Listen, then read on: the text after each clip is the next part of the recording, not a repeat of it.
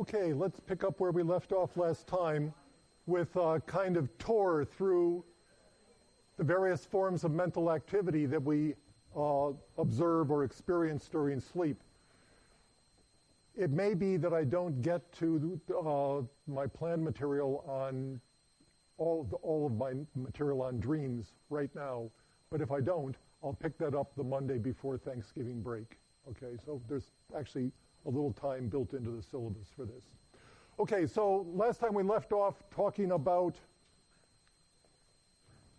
night terrors, otherwise technically known as pavor nocturnus, which is something that you see typically in children, which occurs in association with a massive discharge in the autonomic nervous system, which arouses the child from stage 3 or 4 sleep. And when adults are aroused from stage 3 or 4 sleep, we don't like it. And when kids are aroused from stage 3 or 4 sleep and their autonomic nervous system is in a state of high arousal, they don't like it either. So they're usually quite distressed. Parents will run into the room and calm the child down. Child goes back to sleep, remembers nothing about it in the morning, typically a complete amnesia. The parents, of course, remember the whole thing. So they wonder if there's something horrible happening to their children or their children are mentally ill or whatever. It's nothing, just happens to these kids. Prolonged bouts of night terrors, if it keeps happening all the time, well then that's probably something that a pediatrician ought to know about. But the occasional night terror in kids is quite typical. In fact, I think my cat has them every once in a while. About 2 o'clock in the morning, there'll just be this horrible yowl out of Fedora.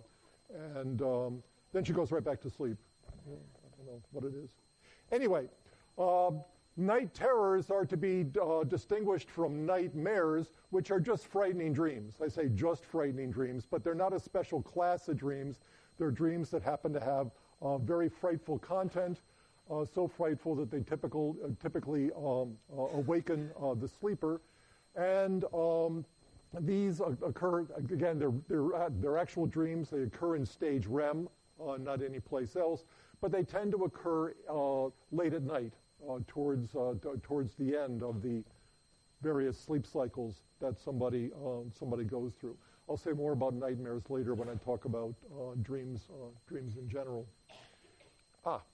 So here, just to compare, we have night terrors tend to occur on arousal from the first 90-minute cycle, and nightmares tend to occur on arousal from the later cycles of sleep. And that's fairly well documented by sleep laboratory studies. The next thing we get is sleepwalking, otherwise known as somnambulism, which is a phenomenon of slow wave sleep. It occurs in non-rapid eye movement sleep, stages 3 or 4 typically. And why this is, of course, is that remember that in rapid eye movement sleep, the skeletal musculature is effectively paralyzed. There's no movement in normal stage REM. So you couldn't sleepwalk. It's not the case that sleepwalking is acting out of a dream or anything like that. It's just a behavior that some people engage in. Typically random, purposeless behavior. The typical bout of sleepwalking will entail the person getting up out of bed and maybe fiddling with the doorknob, maybe walking into the kitchen and opening the refrigerator or something like that. Very rarely will somebody do something more dramatic. There's a famous case on record of a child who, during sleep, picked up a shotgun that was prepared for the next day's hunting activities and walked out and sat in his backyard. But usually these things don't have any particular complexity to them. The sleepwalkers are not particularly dexterous manually. They don't walk like zombies, but they don't walk like gymnasts either. It's something that happens once in a while. Where if you really want to watch sleepwalking, you want to look at kids. Kids sleepwalk more than adults do. and especially children who are in strange environments. Summer camp is a good place to watch sleepwalking. You can see it a fair amount there. And again, there's a phenomenon called sleep talking, or technically somniloquy, where the person utters speech or other kinds of meaningful sounds during sleep, and has no awareness of this on awakening at all. It's not something that's accessible to consciousness. Again, you tend to see this more in children than in adults. There's a pattern here. Sleepwalking, sleep talking may be more associated with immature nervous system, but that's really a hypothesis that one wants to think about. And it's true that you can get sleepwalking and sleep talking in adults, so it's not a perfect correlation by any means.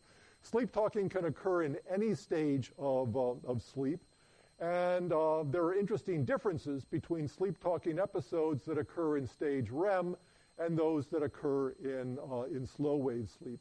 In stage REM, sleep talking tends to be somehow concordant with dream contents. If you record the sleep talker's speech, they'll be talking about dragons, bicycles, Paris, or something like that. And then you wake them up and you say, were you having a dream? Say, yes. What were you dreaming about? Well, there were these dragons on bicycles, and they were chasing me down this street in Paris. Whereas in slow wave the sleep talking episodes tend not to be concordant with whatever it is that's going through the person's mind. If you awaken a sleep talker out of slow wave sleep and say, what were you doing? You might say, well, I was thinking about my exam tomorrow, or I had this image of my grandmother, or something like that. But he's not talking about his exam, and he's not talking about his grandmother. There's a discrepancy between the two.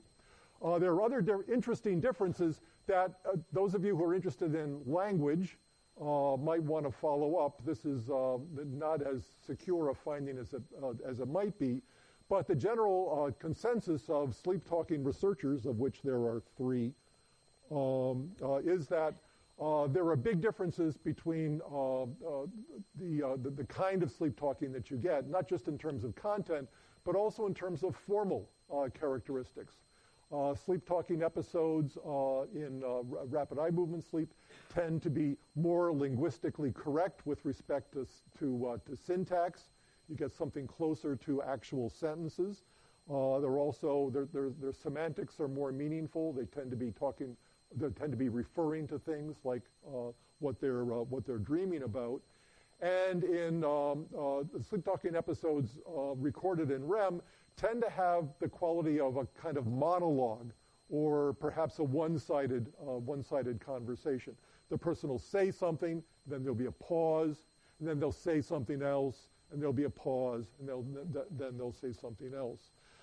That's not the case in the slow-wave sleep-talking episodes, which have apparently some of the qualities of aphasic speech. Okay. Now, remember from your introductory psychology or your introductory cognitive science course that there are roughly two kinds of aphasia, actually more than that, but there are two basic kinds of aphasia. Broca's aphasia, which is an expressive aphasia, where the speech is labored, but it's semantically meaningful, and Wernicke's aphasia, or receptive aphasia, where there are speech sounds, but it doesn't seem to make any sense. And the view of behavioral neurologists who have studied sleep-talking episodes is that NREM speech, slow-wave sleep speech, tends to look more like the speech of an aphasic patient. So that's an observation that definitely deserves more detailed analysis than we've gotten so far.